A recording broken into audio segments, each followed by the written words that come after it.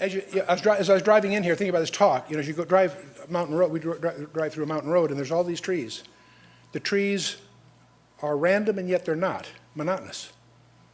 The design of the trees are not predictable. Each one's different, and yet conforms to a motif. It's astonishing how you can look through nature and never see monotony. It's always got the strange variety.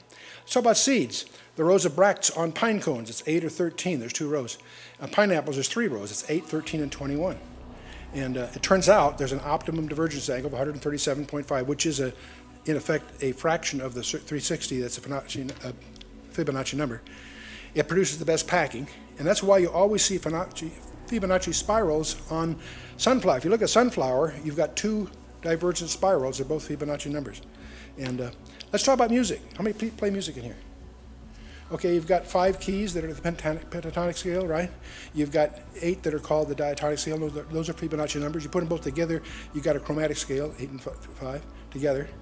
A major sixth, which is considered, for strange reasons, beautiful, is a ratio of frequencies. That's 3 to 5. And a minor sixth is, again, a ratio of, these are all Fibonacci numbers, all through music. For some reason, it works. Certain you hit 2 keys, some of them work, some don't. If you're a musician, you know why.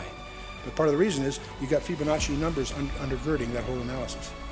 But here's the one that blew me away. I was reading up on this and I thought, that's kind of weird.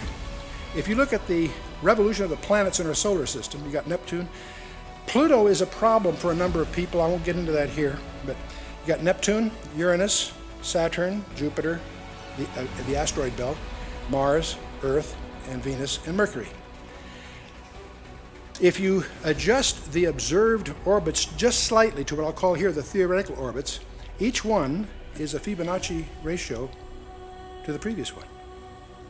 And you say, Pluto is too, but in an inverse way, because it's 90,000 miles against Neptune's 60,000, so that's a 3 to 2 thing. But I want to stay out of that for some other reasons. Pluto is a whole other issue. Anyway, the point is, what's interesting, these are the same ratios that you find in the elm, the beech, the apricot, the pear, the almond, the elm, the pine, and 3 different pine numbers. You say, what on earth does the trees have to do with the design of the solar system? Very simple. The same guy did both of them.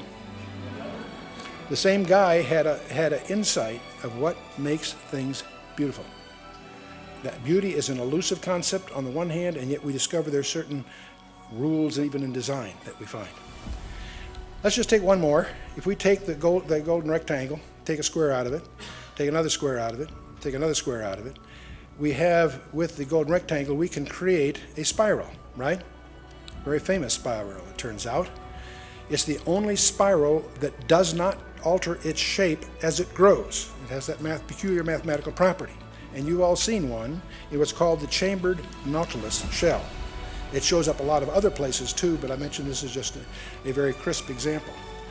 You find that in the hurricane, spiral seeds, the ram's horn, the tail of a seahorse, fern leaves, the DNA molecule. You'll find it in waves breaking on a beach, tornadoes, galaxies, the tail of a comet around the sun, whirlpools, seed patterns of sunflowers, daisies, and dandelions, the ears of all mammals, and especially the cochlea of the human ear.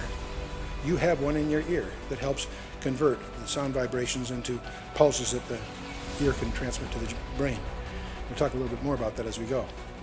You remember Da Vinci's famous anatomical sketch of man, and you take from the navel to his feet, and you discover it's a golden rectangle related. If you know that distance, you know how tall he is by applying the golden rectangle. And you can do that from his navel to his chin. You'll find the length of his face, from his chin to his lips, the tip to the nose to the pupils to the top of his head, and so forth. All these yield the distances of various parts. You'll discover the golden relationships are all through his basic design. And since man is in the image of God, in some sense, it's not surprising to find out he apparently has what we understand to be mathematically harmonious proportions. And we find it all through nature, even whether you're talking about seeds in a plant or the orbits of the planets that